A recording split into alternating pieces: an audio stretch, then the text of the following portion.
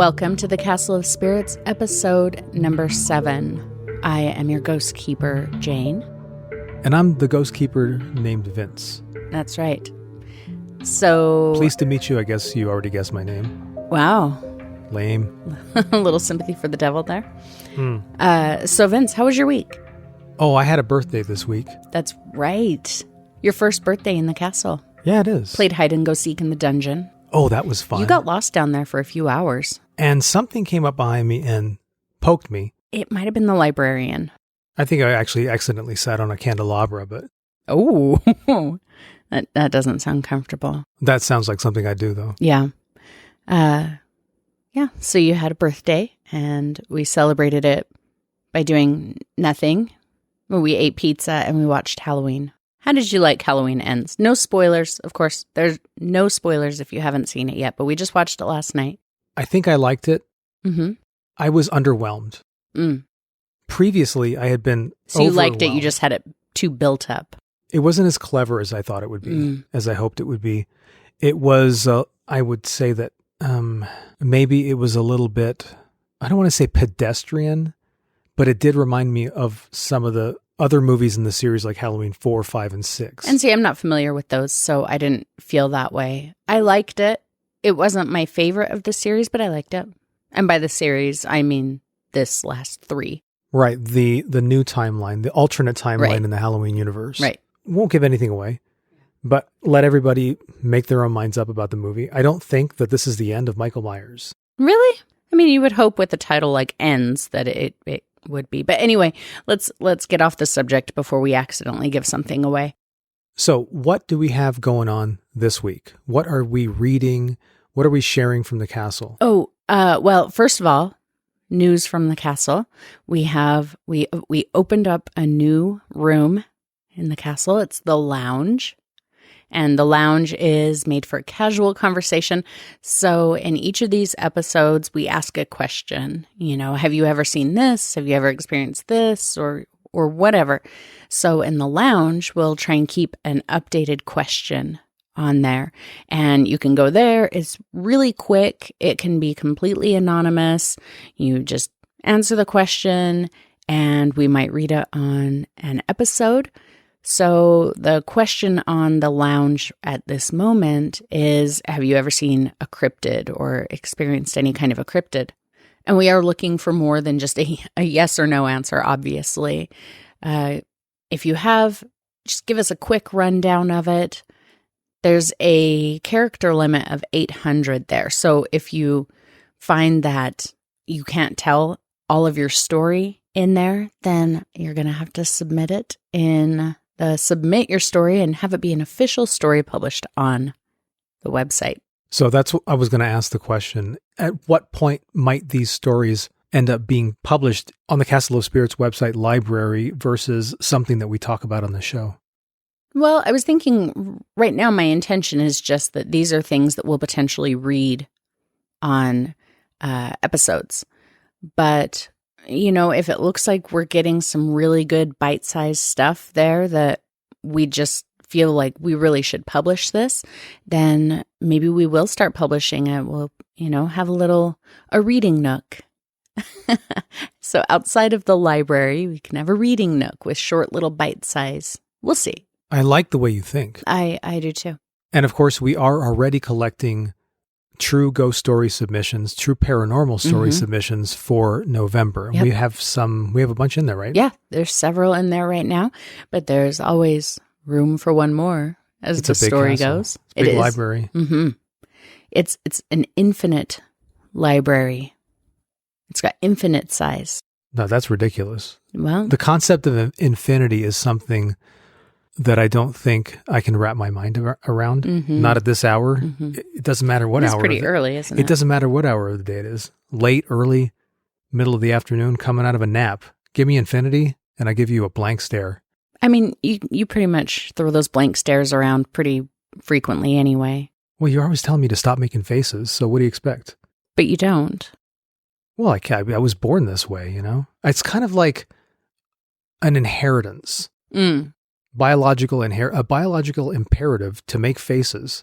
And probably to blank weed stare. out to weed out the potential friends that would not appreciate that kind of activity should it rear its ugly head. Wow. And quite often does. Well, that's not going in the episode. Yeah, it is.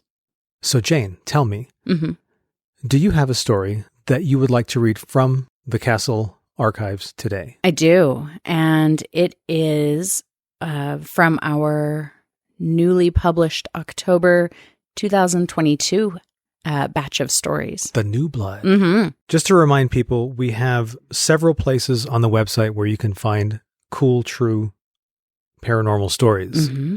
There's the Ghost Stories Archive.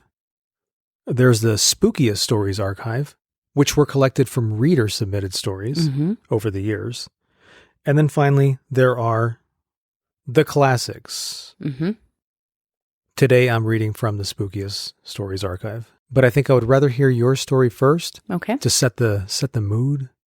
So tell me a scary story. That was weird. Mm-mm.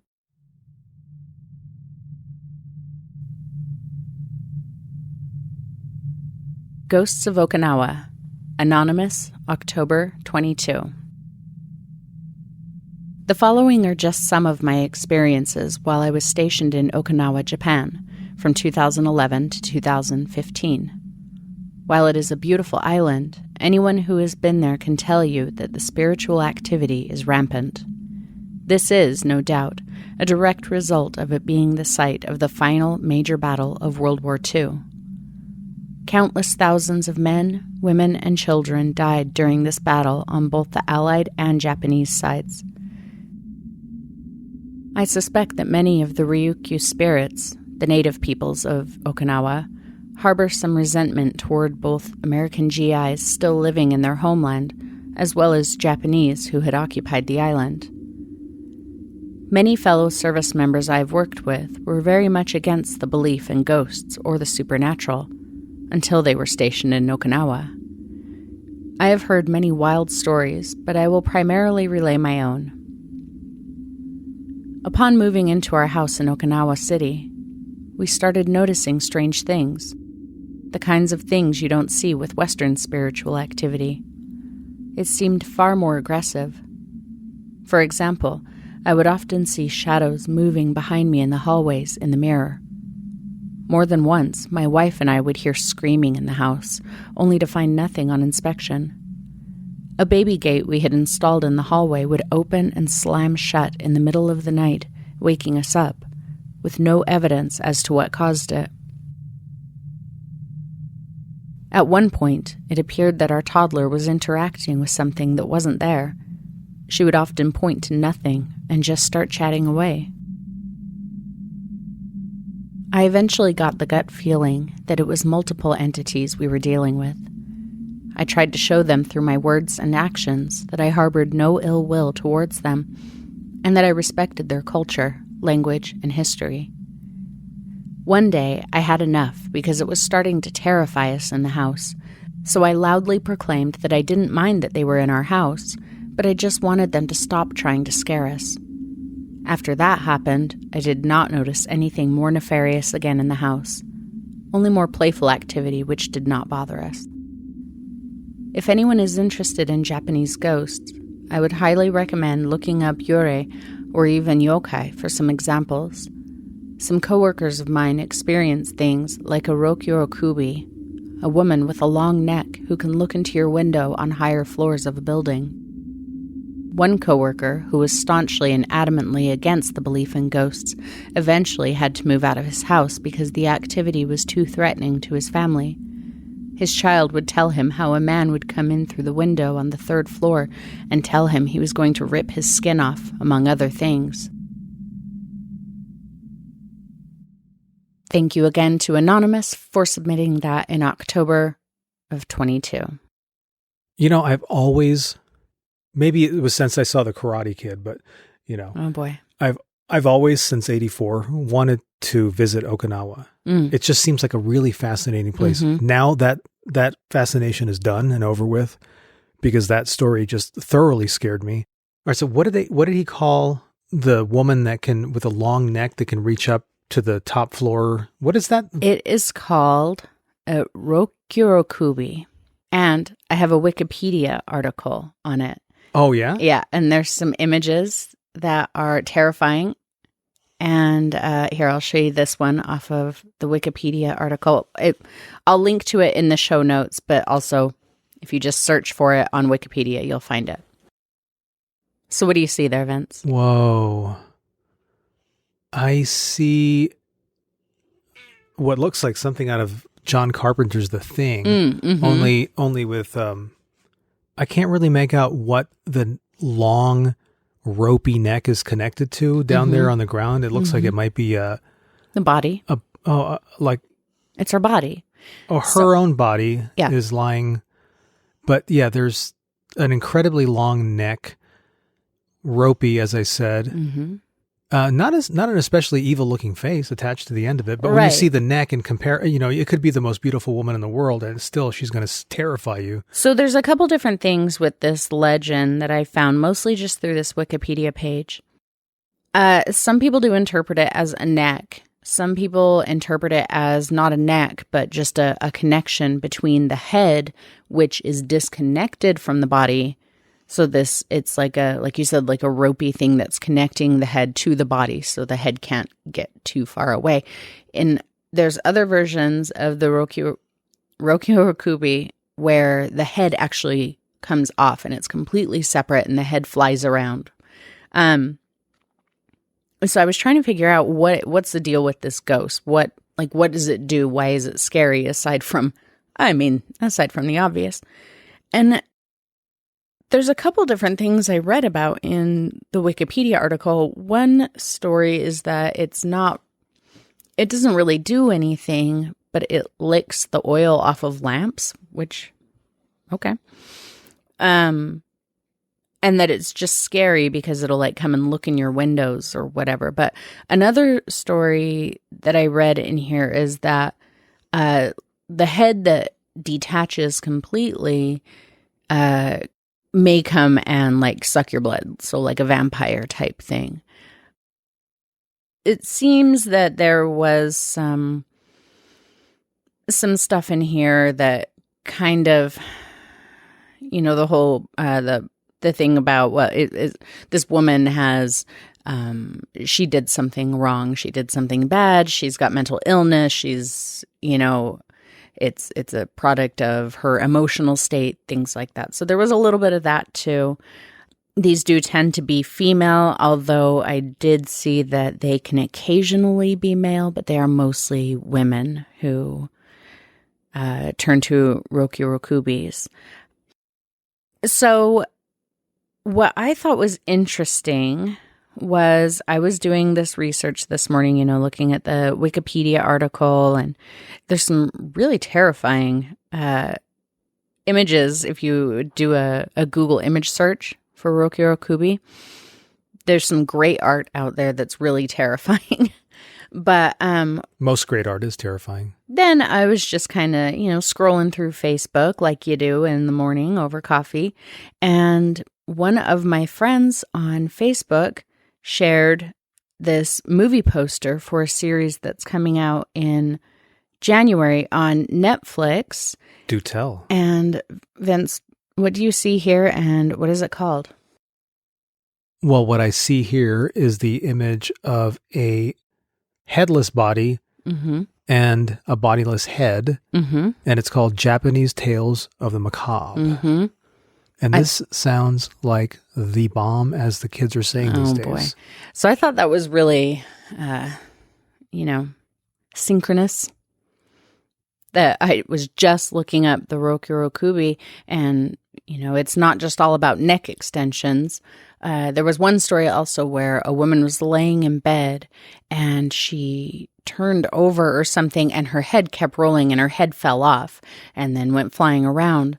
But it's not technically, like, physically supposed to be the head. It's more like an embodiment of the spirit. So it's the person's spirit leaves their body.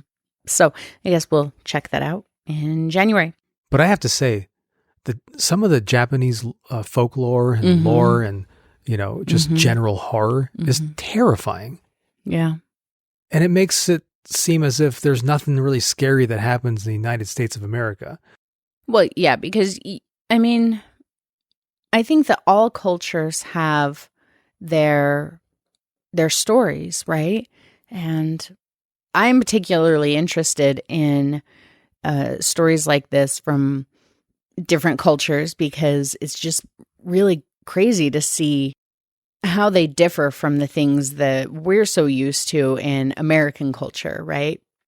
But there's a line where you have to say, okay, yes, all cultures have these stories, but these stories don't represent that culture. And it's just interesting to see the kind of triggers that the different cultures have. Like it's obviously there, it's necks and heads and licking oil from the lamps. Yeah. That's like a really random, creepy thing for a ghost to Well, do. it seems random and creepy to us, but I'm sure that there was, a meaning behind that. I mean, these legends come from one of the dates that I saw in there was the 1600s. So these are not like modern legends. These are, hundreds and hundreds of years old.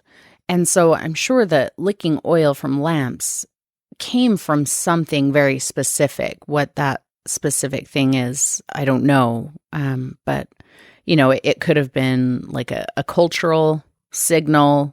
Is it something like it's, if you lick the oil from a lamp, does that mean you're taking away the oil from the lamp so that the lights are going to go out sooner? Maybe. Is that the danger? Maybe. I don't know. If anyone knows, we would love to hear about it. You can submit through the lounge, or you can just email us at cosghostkeepers@gmail.com. But yeah, I think in the lounge this week, I'd like to ask if anyone else has had any experiences with ghosts from outside of American culture, whether you are like a Japanese native and, you have an experience with Japanese ghosts or, whatever. I'm just really interested in ghosts from other cultures. Personally, I'm interested in learning more about the ghost lore and folklore of India. I just want all of it, actually. We want all your worldly, ghostly fear stuff. Yep. And, my brother and his family lived in Japan for about 2 years. I think they were in Okinawa. They were in Okinawa, yeah. Yeah. And I'm too lazy. I mean, I forgot to text him before we recorded this to ask him any experiences that he had or heard while they were there. So I think that knowing you, if they had any incidents, I think the minute that they happened, they would have been on the phone or telling me about it via text to let you know about it right away. Yeah. Well, I'll ask him anyway. And if he has anything to report, I'll update it in the next episode. So, Vince, that's all I have for my story today. What have you for the people? For my submission this week, as I said before, I delved into the Spookiest Stories archive on castleofspirits.com, and I came across a story called Road Rage, which was submitted by Anonymous in Pennsylvania, USA. Western Pennsylvania has quite a few ghost stories and legends surrounding it. The Steel City saw more than its share of mysterious goings-on over the years. I married recently and moved to the Pittsburgh area to be closer to work. I hate driving and traffic and the like, so it was a welcome change to live closer. I am a self-professed aggressive driver. At least, I used to be.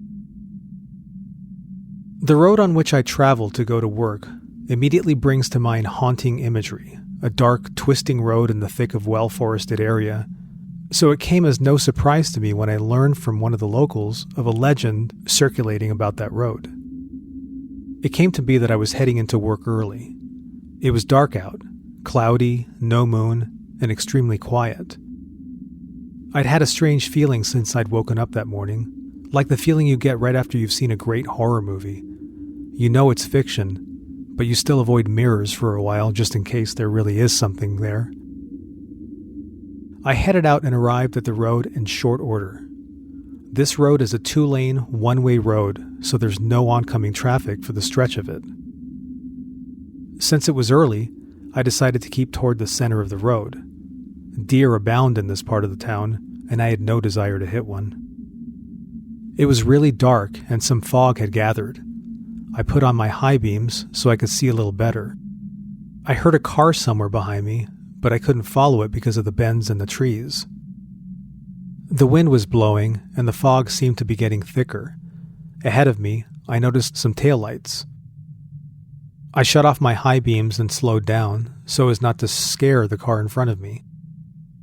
Suddenly there was a squeal and tires peeling from somewhere behind me. I looked in my mirror and I saw a car flying like a bat out of hell. It was in the left lane, I was in the right, and it flew past me. I blew my horn to warn the car in front of me, but it was too late. Tires screeched as the speeding car smashed into the car in front of me. It was a horrifying sound. The car in front of me rammed into a tree, and the speeding car spun around it and crashed into another tree somewhere ahead. The road was too narrow to stop on. I drove past a little ways to a point where I could stop, and then rushed back. As I ran toward the crash, I heard the sickening sound of a horn blowing constantly. I grew worried and doubled my pace. By the time I arrived, the horn had stopped. I headed to where the cars went off the road, but nothing was there. Not a trace of them. At first, I thought they'd driven off, that maybe the crash wasn't that bad, but I hadn't seen them drive by. I looked to the road where they first went off. There were skid marks, but they were faint, as if they were years old. What's more, the guardrail that they crashed through was intact. It looked almost brand new. I was terrified beyond the capacity for words, and I felt like the forest was going to suffocate me. I turned around to head back to my car and nearly tripped over something. I saw what it was. A small plaque affixed to a stone facing the road. I'd never even noticed it before. The inscription read, "In loving memory of the 3 lives lost on the morning of July 6th, 1998. May it serve as a warning to those suffering from road rage." I ran back to my car and never looked back. It was only a few months later that I recounted my tale to a friend who lived in a neighboring condo. I asked him if he knew anything about the accident about 2 years ago on that road. He invited me in for a drink, and I relayed my experience. He listened intently. I thought he would think I was nuts, but when I finished, he spoke softly and understandingly. He told me that a mother was taking her little girl to school on that road on the morning of July 6, 1998, when an angry driver who'd taken the road as an alternate to the morning traffic rush sped by and hit their car. The mother and the little girl died instantly. The driver was hospitalized for a few weeks and released. He admitted that he suffered from road rage and could not take the main street traffic. That's why he went the back way. On the 1-year anniversary of the accident, his car and body were found at the spot where the lady's car had been. A new guardrail was constructed in honor of the 3 lives lost. I could hardly believe the story, as it seems to have fit what happened to me perfectly. I asked him why I had never seen these things before. He told me that, as the legend has it, the tragedy is only revealed to those in danger of repeating it. Needless to say, I have never once, since that day, driven aggressively or angrily. It's just not worth it. Sometimes late at night or early in the morning, I can still hear the screeching tires on the nearby road. I can still hear the explosion, the horn. I often wonder how many others in our community can hear it too.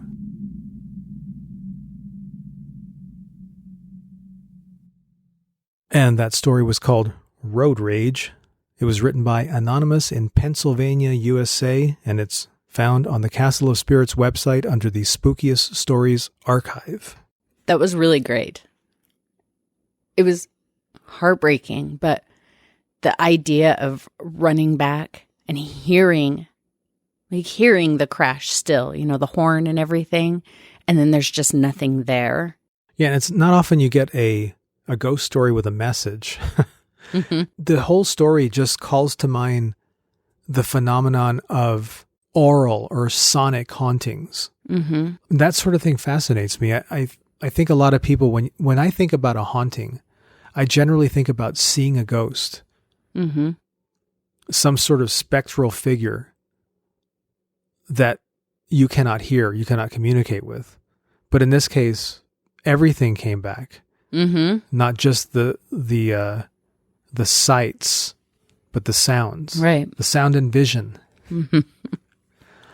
of that fateful occurrence. But so the idea of sound hauntings, and it made me do a little bit of research. So I came across this article from 2015 on Gizmodo by Jennifer Ouellette. The headline is, "Some Ghosts May Be Sound Waves Just Below Human Hearing." In the article, she says, "There are many possible explanations for hauntings, not the least that humans are highly suggestible creatures, especially when we want to believe. But some ghost sightings might actually be the result of sounds, sound waves that vibrate just below our range of hearing, called the fear frequency." Yes, yes, yes. Can I tell you, I know a story about this. You do? Or is that maybe what she's going to talk about? No, tell me the story. So, yeah, I heard about this. I've heard about it a couple of times. There was a laboratory where the people working in the lab would just suddenly be like racked with terror. They'd be convinced that somebody had just walked into the room and was watching them.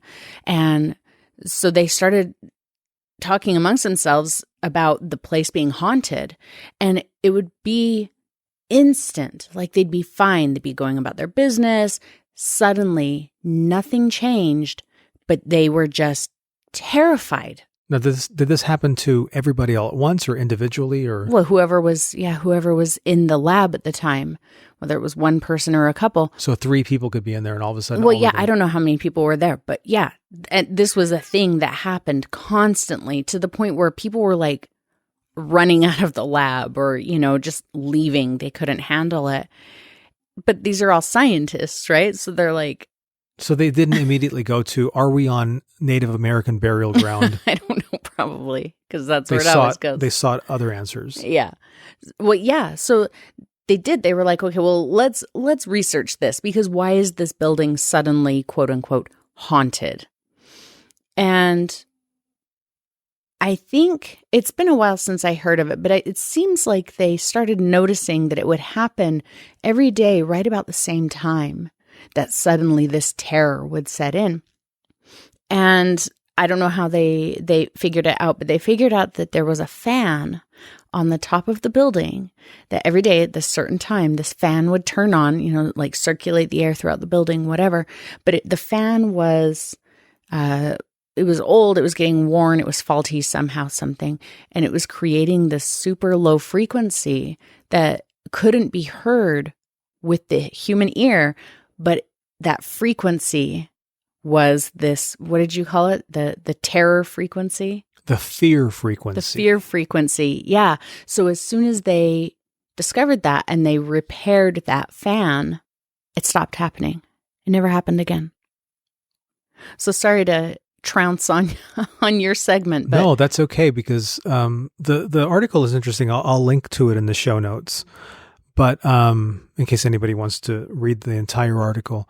But it did bring to mind something that I read in John Keel's The Mothman Prophecies.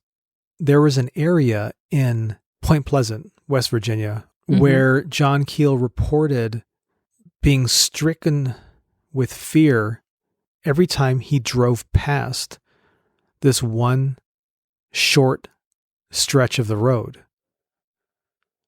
And it was almost as if he could know exactly when that was going to occur. He drove through it, came out of it, the feeling went away. So he turned the car around or backed up again. And once he was in a certain position, a certain place on this little road that he was driving, this overwhelming sense of dread would just come over him until he moved again. And that book was one of the most amazing books I've ever read. Highly recommended. We can put it in the attic. Yes, we'll have a link to it in the attic. Check out the attic on the website, where we have a bunch of cool stuff. But it's a phenomenal book, and there's just so much in there. It's almost like an encyclopedia of paranormal. It's all centered around Point Pleasant, West Virginia, and the events there in the late 60s having to do with the Mothman. But it's just like a potpourri of everything you can pretty much think of, including this. And I don't think that he ever resolved what it was about that area, whether it was a fan on the building, or whether it was some sort of a natural phenomenon or something out there having to do with the old TNT factory. Yeah.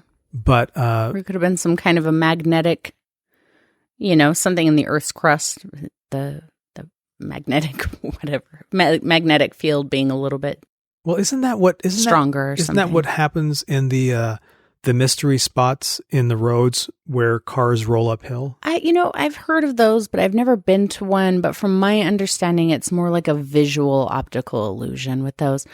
But so I just found an article in The Guardian called The Fear Frequency, and it's about the laboratory that I was talking about. And it looks like it happened in the 80s, the laboratory. This article, I'm not going to read it, but we'll link it in the show notes. It's by Mark Pilkington. It's called The Fear Frequency. And it's got kind of an abridged version of the story. But I've heard podcast episodes on it. I've seen TV shows about it. So you can find information about this occurrence. And there's got to be something to that, because you think about it, humans are highly suggestible creatures. Everything that we experience is based on our senses, right? And hearing is one of our most important senses. You get something wrong, you get an ear infection or one of your ears stopped up, try to walk a straight line. Yeah. You can ask me personally. Yeah. And I can tell you that you learn to hug walls. Walls are our friends sometimes when there's something going on with your ear. So there's a lot of strange things surrounding oral or audible or sonic things. Even the satanic panic of the 80s. My introduction, unfortunately, to Led Zeppelin and Stairway to Heaven were the horror stories on the news about how if you played the song backwards, you could hear, satanic things.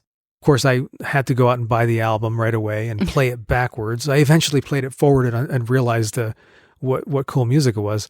But the idea that somehow you can place a suggestion in somebody's head by hiding that suggestion from their conscious mind, whether it's in music, whispered in the background, is fascinating. And so I think there's something to this whole hearing thing. It's not a fad. It might stick around a while. Yeah. So I was also thinking about how much of these like unexplainable fears that we have. So the story you were telling about driving through the, that one part of the road, and he gets this panicked feeling and, has to leave. Or, you walk into a place you've never been before and you're suddenly just struck with complete dread and panic and, all of these things. And I wonder, again, this is the skeptical believer talking, because I do believe in ghosts, but I'm also really skeptical. And I wonder how much of these type of occurrences come from our lizard brains, because we are animals and all animals have instincts of one kind or another.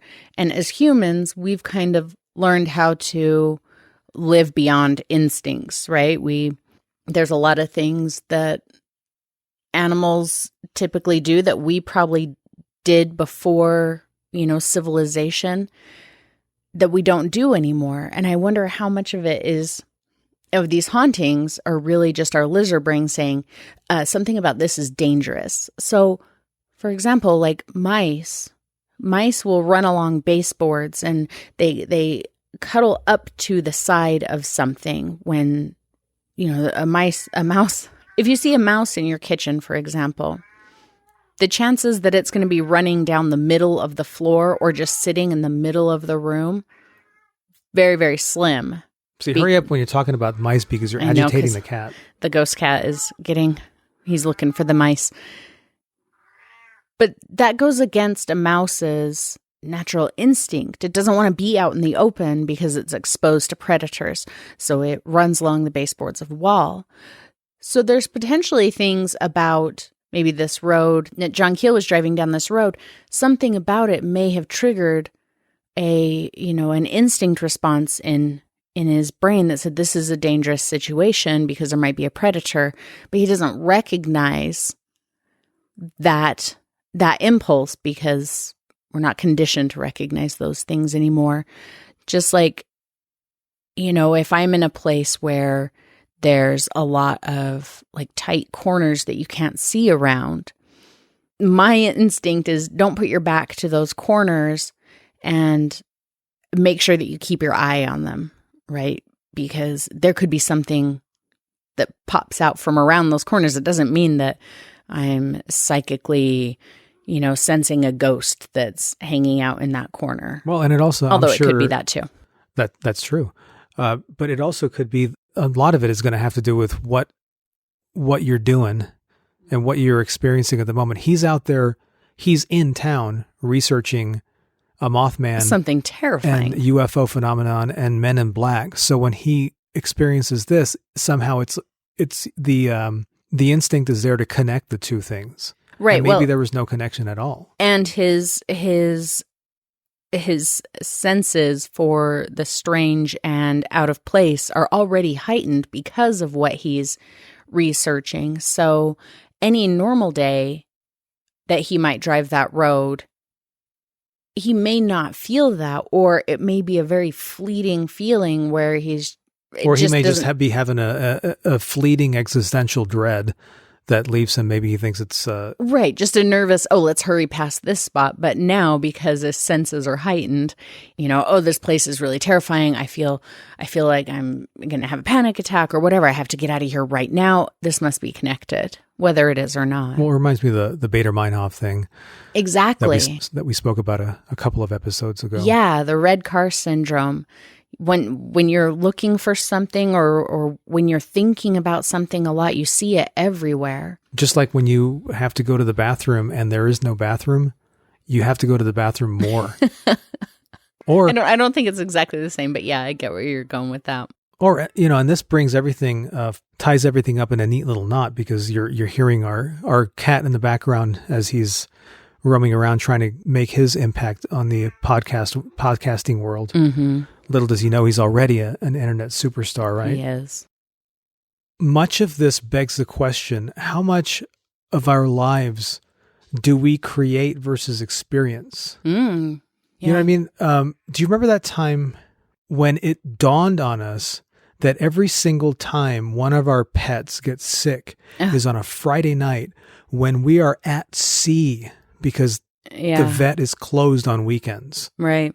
And I came to the realization, or I came to the thought, I should say, or the question, is it possible that my worry over a pet who may be experiencing an upset belly on a Friday night, my worry that that's going to turn into something serious, how much does that actually impact the turn of events, the animal's health?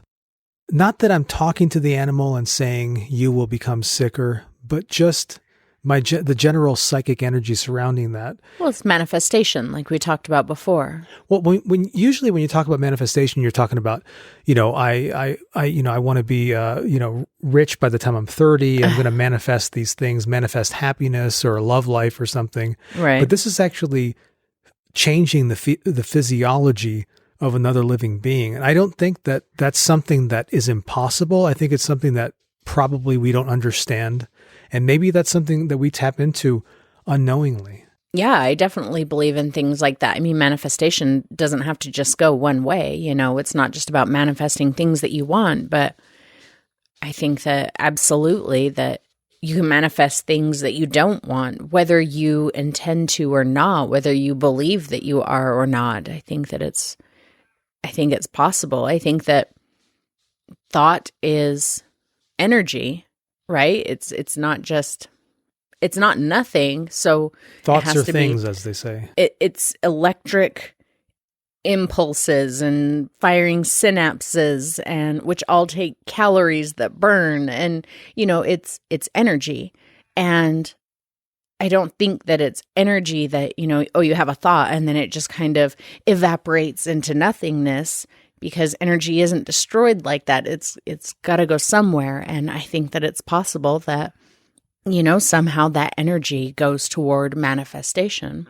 So maybe I can put a couple of different questions in the lounge. So my first question that I want to know about is, have you ever experienced a haunting, a ghost from another culture outside of, like standard, what's to me is standard American culture. Well, Western culture. Yeah, but even within that, like, European countries are Western, but there's a lot of like hauntings and paranormal beliefs in European cultures that are completely different from anything in American culture. So, and Mexican culture has so many spiritual and paranormal and type of beliefs that, that's North American just like us, but it's so different from. My favorite, El Cucuy. I thought you were going to say El Duende. Oh, El Duende. Oh man, we got to do an episode on El Duende sometime. That is something else. So anyway, yeah, tell us little bits about any other hauntings that you've experienced, whether within your own culture or outside of it, and if you've ever experienced the fear frequency. Yes, some unexplained feeling of dread that comes over you that you think may not be ascribed to a ghost or a haunted place, but that you think there might be a scientific explanation for it. Or even if you don't, even if maybe you think it is a ghost. Right. I'm interested in hearing these things. And if your story is too long to submit in the lounge, then use the submit your story feature on the website and just tell us the entire story. We want to hear it all. That's right. We want the whole dang thing. All of the words. All of them. And if you have photos, videos, EVPs, we want those as well. And you could submit those through the Submit a Story portal? Okay. Awesome. And with that, we encourage everybody to, while they're here, take a look around the castle. Take a look into the library where we have 25 years and 4,600 ghost stories. Paranormal stories submitted by web visitors and listeners just like yourselves. It sounds like a PBS. By listeners like you. Yeah, we're not quite there yet, but we're almost PBS though. We're like the PBS of ghosts. I've got the high hopes. All right. Well, if you have nothing else, then we will say goodbye to our friends for now, but we will see you again very, very soon with a brand new episode of the Castle of Spirits podcast.